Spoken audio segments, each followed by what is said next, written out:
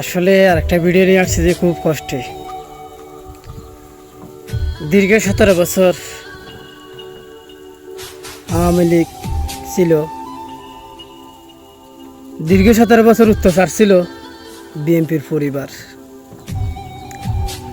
বিএনপির নেতা কর্মী, অনেক নেতাকে হারাই লেছি, অনেক নেতা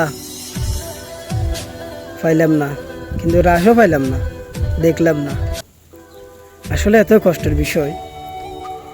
দীর্ঘ 17 বছর জেল জুলুম, প্রত্যেক নেতা, প্রত্যেক বিএনপির পরিবারের নেতা, যত বড় বড় নেতা ছিল তারা জেল জুলুমের শিকার, অনেকজনে খুন সব কিছু হয়েছে। এই যে দেখেন তারেক রহমান, সে ছিল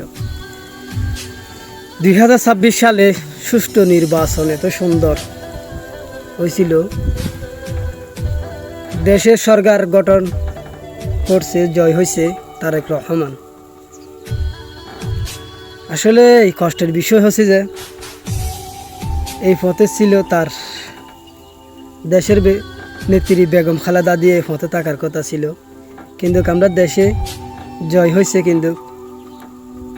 কিন্তু সরকার ফিরে হয়েছি, কিন্তু আমাদের নেত্রী খালেদা দিয়েকে ফিরে পাইলাম না।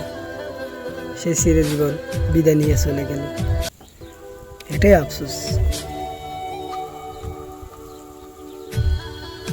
কষ্টের বোঝার মতো কিছু নেই।